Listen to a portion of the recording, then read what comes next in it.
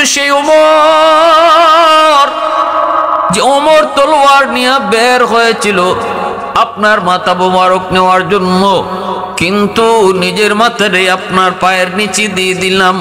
ওগো নবীজি আর কাঁদবেন না গো, মদিনার মানুষ আর কান্না করেন না, মদিনার মানুষকে আর পেরেশানিতে ফেলায়েন না। নবী গো মাথা তুলেন, আমি উমর কথা দিলাম আমার জিন্দেগির যত নেকি আছে সব নেকি আপনার উম্মতকে দিয়ে দিব।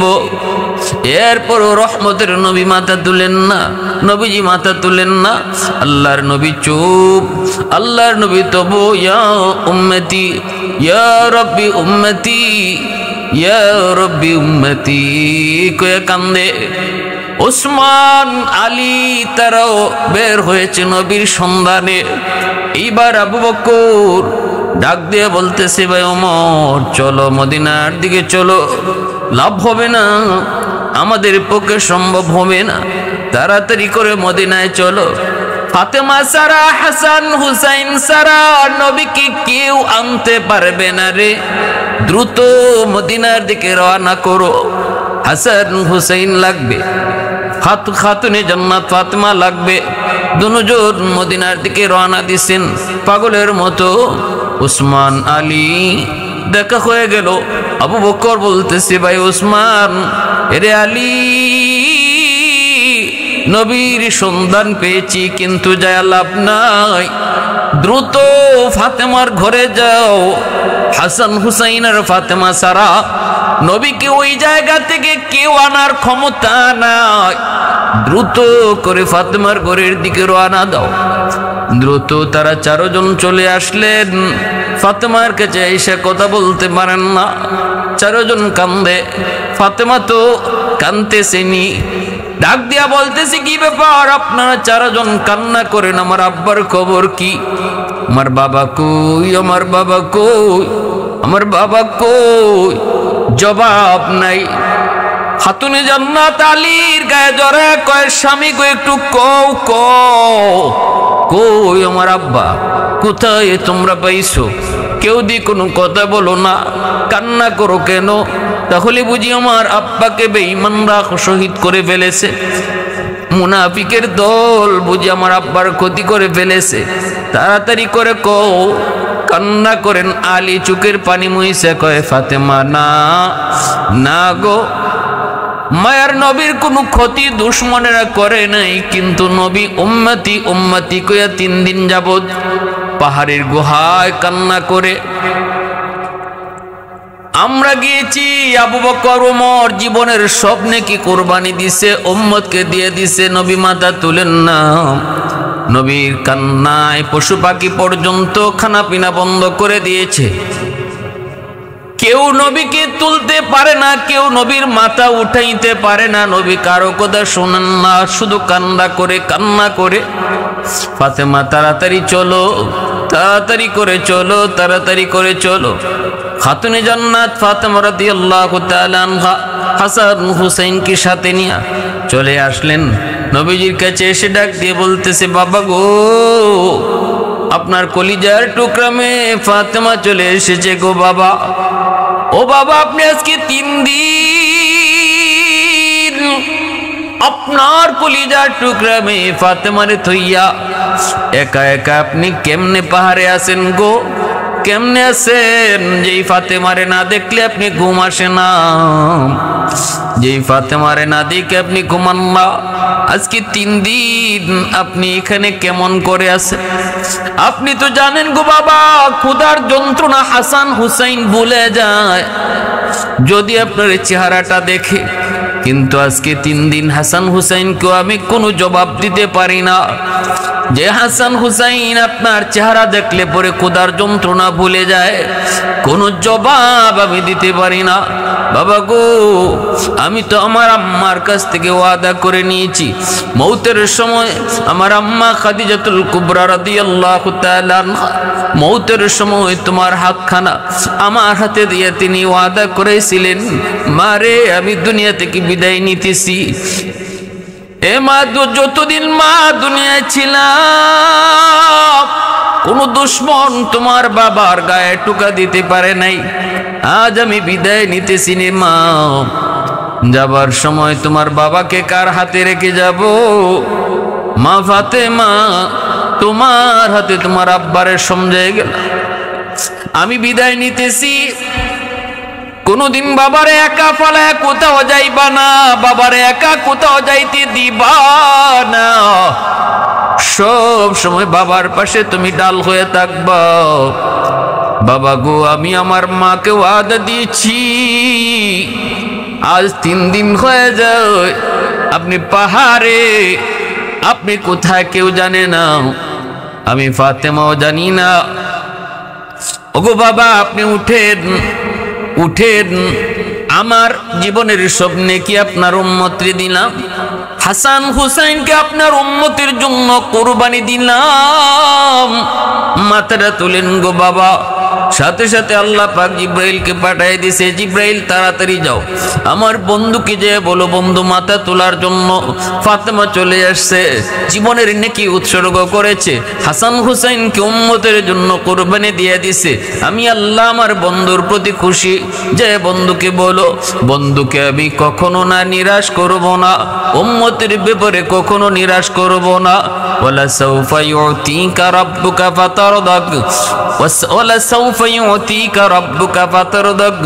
ও জিব্রাইল যে কো আমার দোস্ত, খুশি না হওয়া পর্যন্ত আমি আল্লাহ শুধু আমার দোস্তরে দিতেই থাকবো, দিতেই থাকবো। খুশি না হওয়া পর্যন্ত যা চাইবো আমি তাই দেব।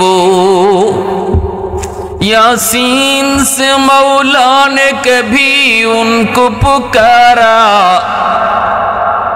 यासीन से मौला ने कभी उनको पुकारा, अमीन कभी और कभी तासीन इशारा। वल्लैल में गे जुल्फ़े मुहम्मद के तरन्नुम, والشمس में रुखसाराए अहमद का तरन्नुम। वल्फजर में है सुबह रिसालत की बशारत, वल्असर में है दौर नबुव्वत की बशारत। हर फूल में है रूए मदीना का तबस्सुम, शाखों की लचक में बेक़दा का तकल्लुम। यासीन से मौला ने कभी उनको पुकारा, हामीम कभी और कभी तासीन इशारा। ये रमज़ो है कुछ आशिक़ माशूक़ माबैन, समझाए जिन्हें खल्क़ में एक सरवर कौनैन। আল্লাহ নবী রহমতের নবী মাথা তুললেন, নবীজি মাথা তুললেন, চোখের পানি মুছেন। আম্মা জান নবীর চোখের পানিটা মুছেন। মায়ের নবী দয়ের নবী বার শোনাইতেছেন, ফাতেমা, জিব্রাইল এই মুহূর্তে আমাকে সুসংবাদ জানাইছেন, আমার উম্মতকে আল্লাহ পাক জাহান্নাম থেকে মুক্তি দিবে। আম্মা জান জানতে চান, নবী গো, আপনার উম্মতকে কেমনে জাহান্নামে নিবে, কেন আপনি এমন করেছেন? নবীজি বলতেছেন, ফাতেমা, জিব্রাইল আমাকে জাহান্নামের বিবরণ দেয়। বলতেছে, নবী গো, জাহান্নামের প্রথম স্তরে এমন, দ্বিতীয় স্তরে এমন, তৃতীয় স্তরে এমন, চতুর্থ স্তরে অমুক, পঞ্চম স্তরে অমুকের, ষষ্ঠ স্তরে, প্রথম থেকে নিয়ে ষষ্ঠ স্তর পর্যন্ত জিব্রাইল আমাকে বলল। সপ্তম স্তরটা জিব্রাইল বলে না, আমি জিব্রাইলকে বললাম, ভাই জিব্রাইল, সপ্তম স্তরের কথাটা কও না কেন? জিব্রাইল তখন কয়, নবী গো, সপ্তম স্তরের কথাটা যদি বলি আপনি হাওমাও করে কানবেন, কষ্ট পাবেন। নবী বলতেছে, ভাই জিব্রাইল কও। এবার জিব্রাইল কয়, নবী গো, জাহান্নামের সপ্তম স্তরে আপনার উম্মত যারা গুনাহগার নাফরমান এরা থাকবে। এই কথাটা শোনা মাত্র আমি বেচैन হয়ে পড়েছি, অস্থির হয়ে পড়েছি, চলে এসেছি নির্জনে, উম্মতের জন্য কান্না করি। এই মুহূর্তে আল্লাহ আমাকে সুসংবাদ জানাইছে, বন্ধু, এই উম্মতের ব্যাপারে আমি তোমাকে খুশখবর দিলাম। কেমনে? মায়ার নবী দয়ার নবী কি আম্মাজান জিজ্ঞেস করে, নবী গো কেমন করে আপনার উম্মতকে জাহান্নামে নিবে, আবার কেমন করে মুক্ত হবে? আল্লাহর নবী কয় আমার উম্মতকে যখন নিবে, উম্মত তখন লা ইলাহা ইল্লাল্লাহ মুহাম্মাদুর রাসূলুল্লাহ এই জিকির করবে, হ্যান্ডকাপ লাগানো হবে না। সকল উম্মত জাহান্নামী হইলে তাদেরকে হ্যান্ডকাপ লাগানো হবে, কিন্তু আমার উম্মতের হাতে পায়ে কোনো বেড়ি লাগানো হবে না, হ্যান্ডকাপ লাগানো হবে না, নিয়ে যাবে। কিন্তু যেই মাত্র লা ইলাহা ইল্লাল্লাহ মুহাম্মাদুর রাসূলুল্লাহর জিকির করবে, তখনই জাহান্নাম পিছনের দিকে চলে যাবে। মালিক দারোগা বলবে, কি ব্যাপার, তোমরা আবার পিছনে আসতে চাও কেন, পিছনে চলে আসছো কেন? জাহান্নাম বলবে, যেই মালিকের জিকির, যেই নবীর নামের জিকির, এই জিকিরের পর আমি কেমন করে তাদেরকে গ্রাস করি, কেমন করে গ্রাস করি। এই অবস্থায় মালিক দারোগা বলবে, যেই মালিকের নাম নিয়ে ওরা জিকির করে, এই মালিকের নির্দেশ, ওদেরকে তুমি ধরো। জাহান্নাম তখনই তাদেরকে ধরবে, দইরা জাহান্নাম তাদেরকে ভিতরে নিবে। কিন্তু অজুর স্থানগুলি চমকাইতে থাকবে। কুররাম মুহাজ্জিলিনা মিন আসারিল ওযু, অজুর স্থানগুলো চমকাইতে থাকবে। জাহান্নামের ভিতরে জ্বলবে জ্বলবে, কয়লার মতো হয়ে যাবে। জিবরাইল আমিন জাহান্নামের ভিতরে ঢুকবেন। আল্লাহ পাক রব্বুল আলামিন তখন কইব, জিবরাইল যাও জাহান্নামটা একটু দেইখা আও। জাহান্নামের ভিতরে ঢুকলে পরে তখন উম্মতে মুহাম্মদী জিবরাইলকে জিজ্ঞেস করবে, আপনি কে গো? কয়, আমি জিবরাইল, শুনেছি আপনার নাম আমার নবীর জবান থেকে, আপনি আমাদের নবীর কাছে এসেছেন। জিবরাইল আমিন 24,000 বার নবীজির কাছে আগমন করেছেন। জিবরাইলকে পায়া উম্মতে মুহাম্মদীর মনের ভিতরে অনেকটা প্রশান্তি জাগবে। একটু কইব, যাও একটু যে আমাদের নবীর কইও, আমরা বড় বিপদে আছি গো, আমরা জাহান্নামে আছি, জ্বলতেছি। জিবরাইল যাবে। আল্লাহ পাক কইব, জিবরাইল জাহান্নামীরা কিছু কইছে নাকি? হ গো আল্লাহ, উম্মতে মুহাম্মদীরা তাদের নবীকে সংবাদ দিতে কইছে। আল্লাহ কইব, জিবরাইল যাও আমার দোস্তরে যায় জানাও তার উম্মতের হালত।